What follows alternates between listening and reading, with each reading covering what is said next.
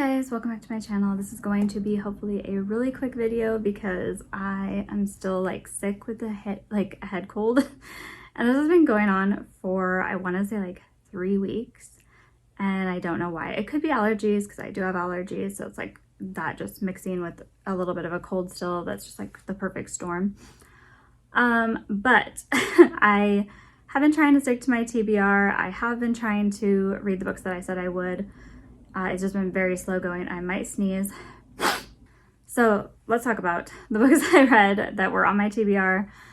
One of them I forgot to talk about in my last video was The ABC Murders by Agatha Christie. It was good. It's Poirot and Hastings, and it starts off with a woman, Alice Archer, I believe her name is, killed in Andover. So it's all A, and then the next one is B, and so you get the idea. That's the ABC Murders. The difference being that this murderer is contacting Poirot, basically taunting him through these letters saying hey, I'm gonna go kill somebody, and what are you gonna do? And so there's this whole thing with the letters and who's this criminal behind it, and then what's the overall purpose of just killing these people? Is this a random maniac killing people just because of their they have the letter A for their name or whatever? It's very interesting. I liked it. I think it's the victims' families and friends end up getting kind of pulled in and helping with the investigation, and I thought that was good. So overall, I would say this book was I don't know, 3.5, 4 stars. It was good. I like Poirot and Hastings. I love Poirot, but I do prefer Poirot and Ariadne Oliver, if I'm gonna be honest with my favorite Poirot books so far have been with her. But Poirot and Hastings, classic duo. It's a very fun, murder mystery. And I did not guess. I think I was close, but not quite there. I didn't guess the actual murderer. So that's always good. I actually prefer it that way. Okay, so next I read Fahrenheit 451. This was on my TBR. This is a buddy read, technically, with my brother, who may or may not ever read it. He's notorious that way. So I started it and then managed to get through. I will say this was very slow going for me. I would, in terms of books that are deemed important books that you should read and important classics because of the subject matter, Fahrenheit 451 to me was not the best. I've read Brave New World. I've read Animal Farm. Those kind of books that you feel you're told oh, these are really important books, because they're kind of maybe saying something about our world today that was predicted way back then. Fahrenheit 451 was written in 1953, and although the idea of book burning, which is what this is about, the main character Guy Montag is a fireman and he burns books. That's his job. So I get it, and I kind of understand why it's important, but I do think that this story is just kind of a 3-star read for me. I think the subject matter is important, but I feel the characters are very inaccessible, especially the main character.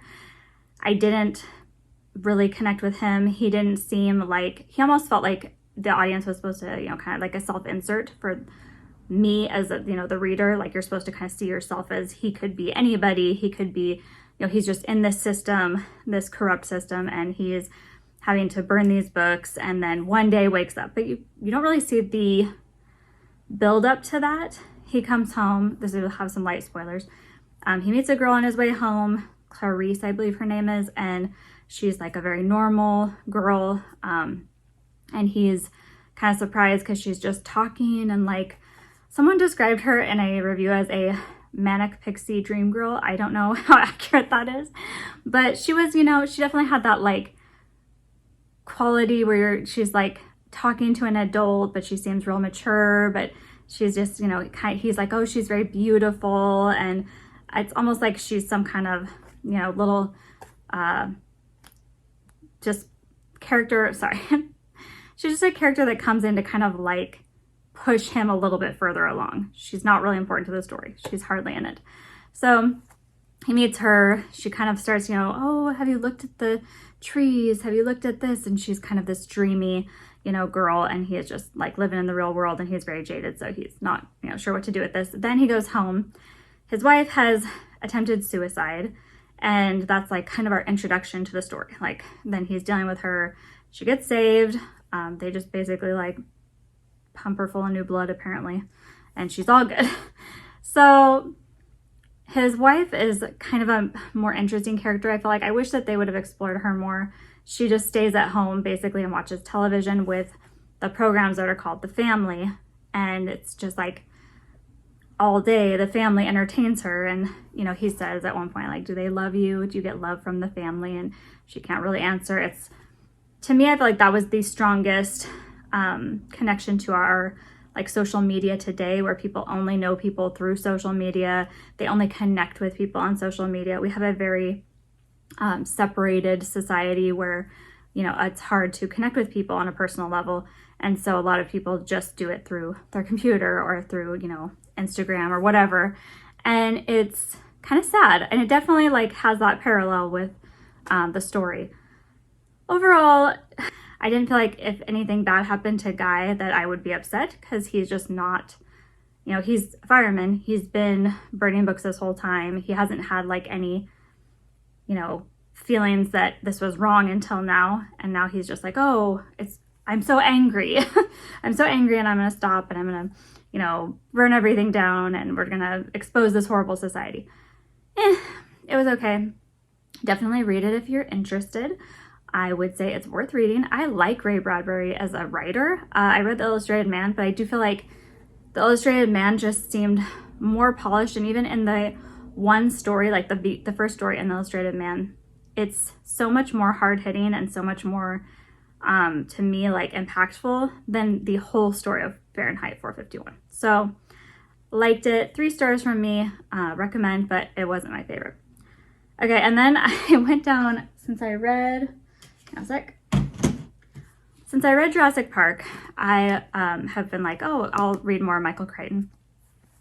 And I remember that they had done a movie, I want to say after Jurassic Park, based off of this book, Congo. Congo is not to be compared with Jurassic Park. It's very different. It's written in 1980, so I feel like he was definitely a less polished writer. He definitely includes a ton of technical jargon that is completely unnecessary. This story has so much going on, but I will try to give a quick summary. This is another 3-star for me. Yeah, it seems far-fetched now. It seems very like, I kind of wish he would have just stuck with one element, but he really went all in with all the things. So I'll explain briefly. This is a story about originally a team goes down to the Congo to try and find this particular diamond that they can use for, I believe it's like electric, like they're going to use, I think, in some kind of computer way. I'm saying this, the technical jargon was too much in this book for me. So anyway, they're looking for these diamonds. That team gets killed, but the last recording they send back happens to capture their attack, and you know, the people see the bodies and they capture what they think is a very grainy image of a gorilla who may have killed these people. So obviously that would be very unusual. Gorillas aren't known for going in and massacring large groups of people that I know of. So the girl who is back at the base, she sees it. She honestly believes it's a gorilla. No one really buys into that, but they're like, we just need to send another team down. We've got to beat out all these other competitors to get this diamond if we're going to make this contract. So her name is Karen Ross. She's very stereotypical scientist. She is completely focused on her mission. She is not a warm, personable, and this is all stuff that is spelled out for you. You don't get to find this out. He tells you she's not warm. She's not personable. She's not somebody that's likable. She has issues with authority. She has issues with other people. She's not fun. And her name's Karen. So, I mean, even back then. She decides to enlist the help of a man who is working with a gorilla named Amy. And his research is, he's been doing sign language, teaching this to Amy. I'm not sure what they like, okay, gorillas attacked a camp, so I'm going to get a guy who works with gorillas, who has a gorilla that knows sign language, to come with me. It seemed like, I don't know why she would do that, but maybe she thought this is like my best option. Oh, there'll be spoilers throughout, sorry. And so she goes and gets him. His name is Peter Elliott. and his gorilla's name is Amy, and lies about the reason for the mission and tells them, you know, hey, I want you to come to the Congo with me, and they do. And then their guide is a guy named Charles Monroe, and he is the other person, like the other main character.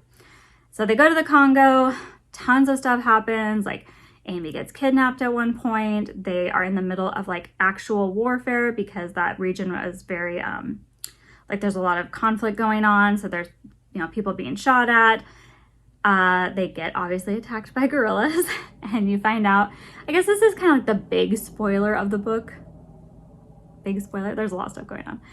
Is that in this time, like in the ancient civilization that they're trying to find, because they believe that that's where the diamonds are, there's this lost city of Zinj that they're trying to find. I think that's how you say it. They find that these people who had this city and this civilization trained gorillas as warriors.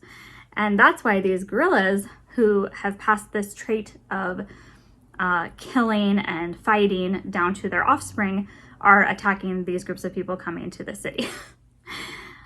I don't know. This is obviously like, should have been kind of, I think, the main point of the book. If you would have stuck with that, more of that line, you would have gotten more of like what happens in Jurassic Park, where you have the fear of these gorillas. The fear of these gorillas that they are intelligent, they've been trained, they know how to kill people, that's their goal. They're no longer living like regular gorillas. They have been transformed into these warriors that basically just come in and do everything they can to protect the city. So you could have had that slow building horror of them realizing what was going on, and then the constant gorilla attacks and people getting picked off one by one that you have in this, which is so much better. But it's not really played up because they have so many other elements. There's the other people trying to get the diamonds. There's the issue with finding the city. There's stuff with Amy and Amy's, you know, issues within the group because she's a gorilla. She's the most sympathetic character, just FYI. Like, I did not care. I was like, y'all can get killed by the gorillas. Amy's gonna be fine. She's gonna find her friends and you can just deal.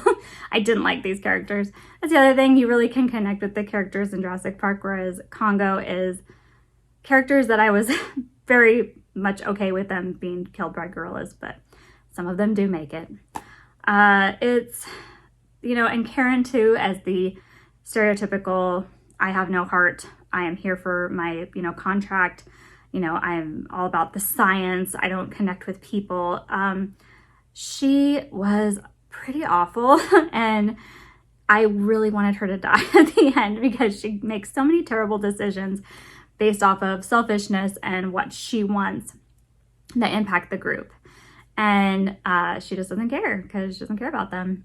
So I was glad also, thank you, Michael Crichton, for not shoehorning in some kind of gross romance, because these people, no, they need to stay away from each other. Like, that is one thing I'll say the author gets right in this book, and in that one, like, there's no need to like have some kind of weird romance thrown into that. So thank you. I do appreciate it. They find the diamonds, they find the city, they hold off the gorillas long enough to try and get the diamonds. But of course, Karen, being a Karen, does something really stupid and triggers basically this volcanic eruption that then puts them in even more danger, and they have to kind of abandon their plan.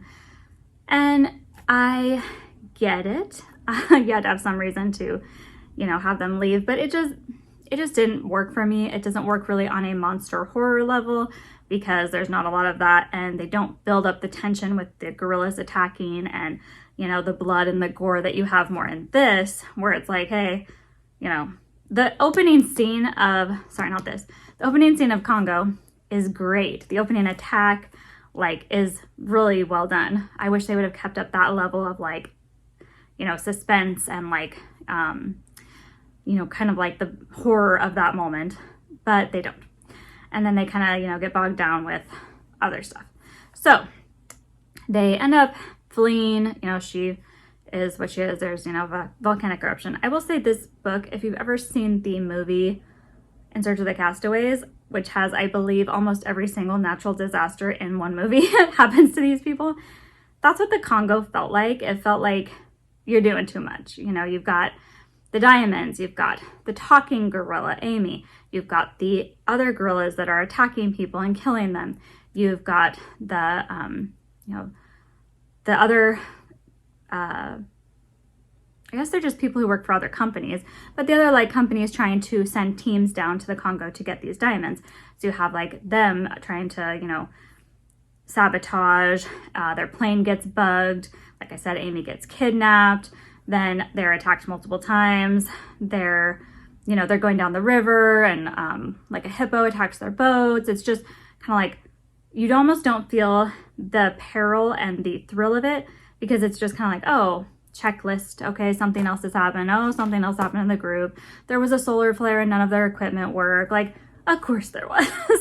So I will say Michael Crichton is a good writer, I think, but I don't like, this book was not the one for me. Like I said, 3 stars, it was fine, but I much prefer Jurassic Park.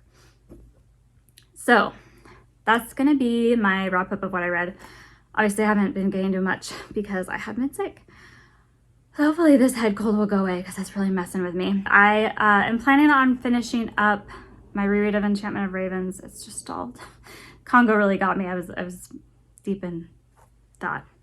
And then I have several other books still on my list, but I'm hoping to get to the rest of my TBR, and I'm trying to stick with it. I have like To Kill a Mockingbird's on there and a few others. Wait, I might have it right here. Aha. Okay, so To Kill a Mockingbird's on there. Oh yeah. Oh, I started Man-Eaters of Tsavo. That's how you say it. So I have started that book. I'm gonna get to that. That's on my TBR. And then also my reread of Mistborn and then Ninth House. I'm like, we'll see about Ninth House. But yeah, that's my wrap up for this week, and have been so inconsistent with posting. I also had a huge problem with my editing software, so I'll try to be better about that. Thank you so much for watching. Please like and subscribe. Let me know what you're reading in the comments, and I will talk to you guys again soon.